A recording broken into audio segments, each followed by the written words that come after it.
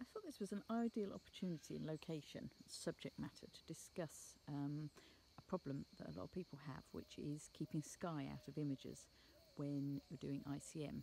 The minute you introduce some sky into your images, you are going to introduce distracting white elements, areas. Now, it's very hard to miss because, you, yeah, the higher up you go, obviously, the more sky you have. The other thing you don't do when you're doing your ICM is actually notice the white sky. So, all intents and purposes, this looks like a really green image, doesn't it? No distracting factors. However, I can guarantee that when you do an ICM, you will suddenly see all these areas of white sky in it. And it's not until you do the ICM that you start looking at these. Now, when I was doing normal landscape photography, I had a mentor, and she suggested that I actually sort of decided whether I really needed sky in my images, and actually to challenge myself sometimes not to put sky in my images in a way to improve them if there was no interest or detail in the sky that was worth having in the image. And same goes for ICM. If you've got a big white sky or a sky of nothingness, you really have to question what the value is of having it in the ICM, because you'll find that it does detract from the original subject. So I'm just going to take a few images and do this actually as an individual video for you, and just show you the difference it can make in deciding not to have the whole thing or going a wide angle, and what happens when you put too much sky in your image. I mean, I'm just stood here looking down, but the minute you go up here, you can see how much white there is up above here. But if you were looking at doing a wide angle, you might actually think it would be quite cool to include some sky. So as I say, I'm going to just show you what happens in various situations, depending on how much sky, and almost also how you can lose the sky. Essentially, when you're shooting into woodland, if you can get up slightly higher than the trees that you're shooting, it's always advantageous, because then you're already shooting downwards away from the sky. Here I'm on a very, very slight hill. I mean, we're talking very slight hill, but it's just enough for me to shoot down. You can see in the background there's a group of trees, not that I'm going to shoot them, but you can see that if I go into those, I can easily shoot the trees in the background with absolutely no sky in whatsoever. And I'm lucky, because here I've got a big sort of woodland behind me. But again, depending on where I stand on this tree, I will just walk you around it. I've actually come up here because then I've got a lovely forest canopy behind, which is reducing the amount of light coming through. But I will just show you that I started shooting because I came up this path, and that's the first place I got to. I started shooting just here. And I thought, oh, it's how lovely. But can you immediately see how much more white there is in this image? How many more distracting features? And to try and get rid of the distracting features here, I'm going to have to really crop in, and then you kind of lose the essence of the tree. So, two things to think about, which I will discuss when I'm editing as well. But two things to think about is, make sure you find the right place on the tree. Don't be scared to walk around the tree or the group of trees that you're going to photograph. Really think about, are the white elements sky, or equally things in the background. You know, if I'm shooting and I've got like the house in the background or some white elements, you know, there's a seat in the background here. You can't see it, but just in the background to the left there's a bit of a shed. If I come around this way, you see there's sort of openings into the field behind. All these things I'm thinking about when I'm thinking ICM and trying to reduce the distractions. So as I said, I moved round to the left of this tree to get this tree. And yeah, as I said, we're going to have a look at this in post-processing, but I just wanted to introduce you to some ideas to make you think about reducing the sky and really noticing your background, because it's so easy to get sort of fixated with what the one thing you're looking at in the foreground that you completely forget the background. And this happens regardless of whether you're doing ICM, landscape, babies, weddings. You know, and the number of times I've done a wedding and ended up with like something like a fire hydrant or something in the background that I've then got to edit out because it's so distracting. So, you know, I've always been a believer in getting your images right first time, and that goes for any sort, regardless of whether it's ICM or otherwise. So the less work you have to do in taking things out or making them right afterwards in post-processing has surely got to be a winner. So anyway, yeah, that's this, and we'll have a look and see what the difference moving around the tree does. Hi there, and welcome back. Another visit to the woodland in my French sheet garden for this video, and you've just seen me talking you through this woodland here in the garden, and I discussed with you the effects of the sunlight and how to, how to cope with the fact that there's bits of light coming through the trees, which you might not even notice sometimes. So I thought I'd just show you these, and I'm just going to show you the first few to show you what can happen in the space of like seconds when you're out shooting ICM. Now, I zoomed in a little bit. In a minute, you're going to see my wide open shot, but I'd zoomed in a little bit, and so I quite like this one. By the time I'd figured out what I wanted to do with my photo and things, the sun then came out. So in this one, I'm shooting at f22 and half a second. So I was shooting at a reasonable length of time. It's a little bit longer than I normally shoot. Sun came out and I instantly ended up with way too much brightness in here, way too much highlights to capture and sort of salvage. So what I did here is knocked it back to a third of a second. So I've gone for a faster shutter speed to try and bring it back here.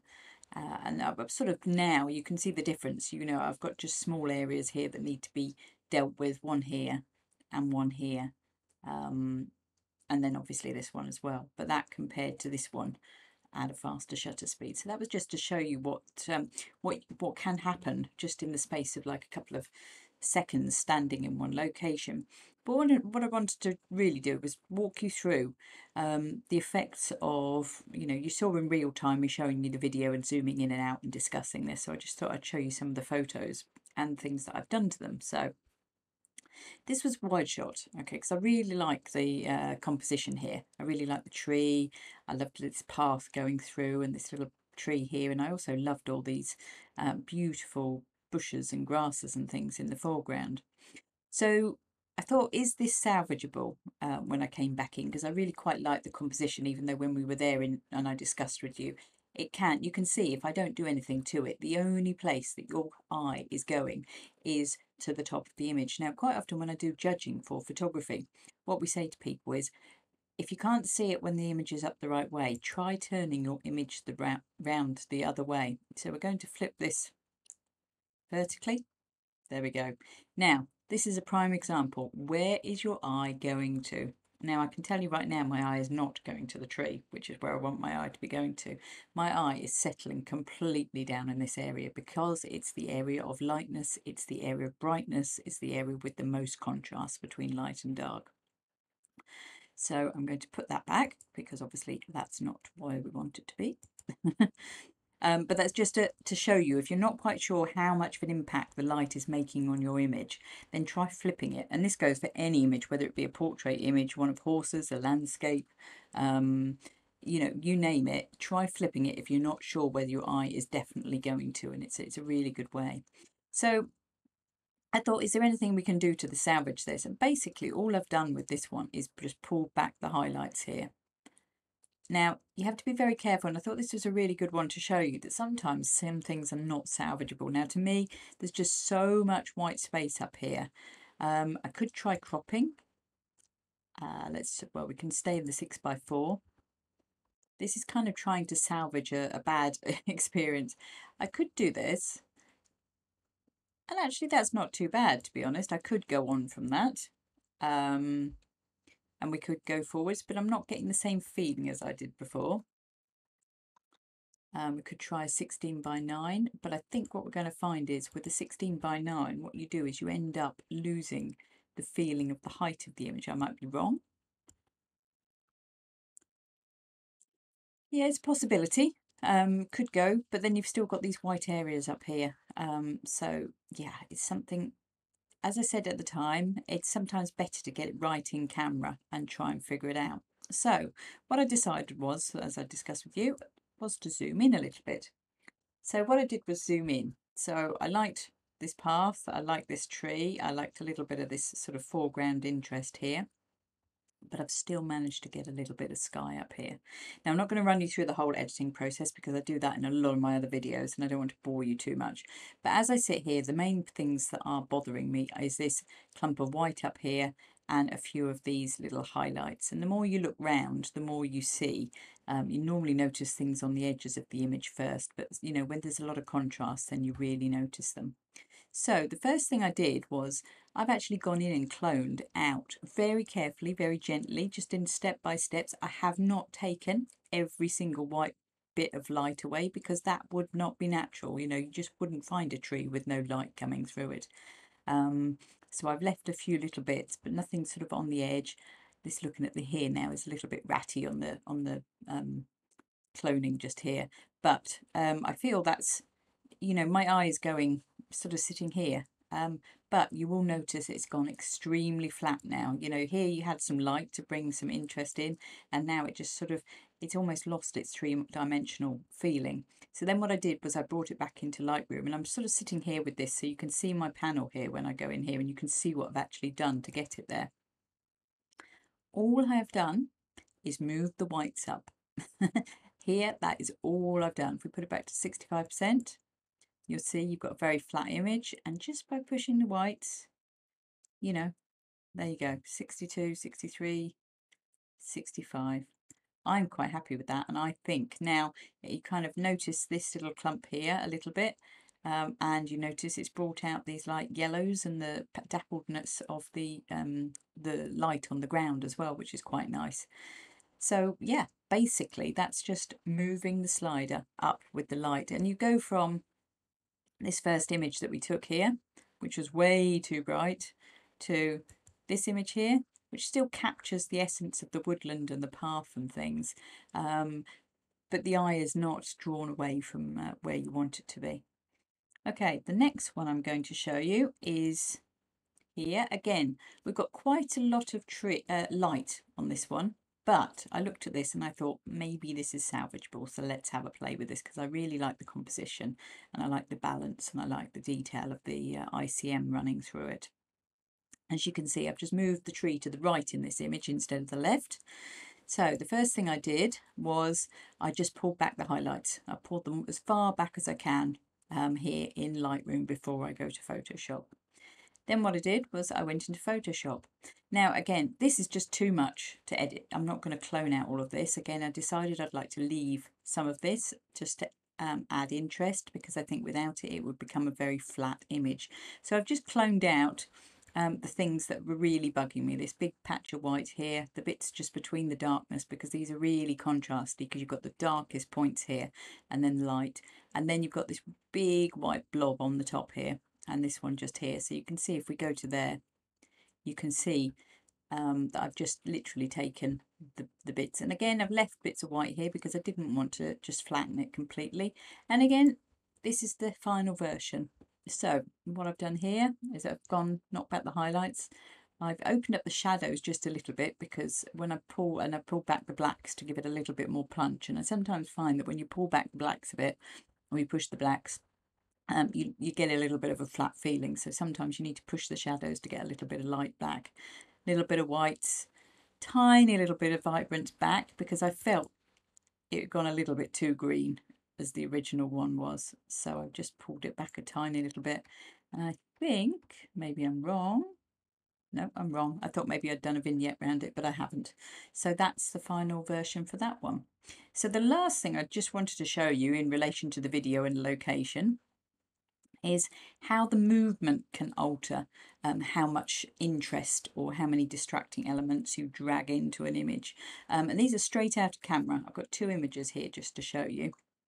And this one, you can see the ICM was from left to right, a bit of a wiggle, kind of following these branch lines.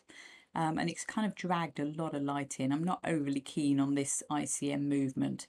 I feel it looks a little bit messy here. I quite like this bit here, but the rest of it's a bit... What I did here was I did a little camera joggle, and you can see it gives a completely different feel and a completely reduced amount of distraction, or where the lights come through, because I've held it and jiggled. Now there's every chance that the sun... No, I don't think I did actually. I don't think there's an awful lot of difference with the sun there. you can see that I've just literally jiggled the image just a little bit, and I'm at a third of a second here. Third of a second. I'm working at exactly the same camera speeds here.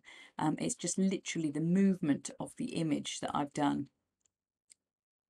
And yeah, I quite like that one. I might work a bit more on this, but as I say, this is absolutely straight out of camera. But even still, we've still got the odd little white patch here, tiny little bit up here, and a tiny little bit here.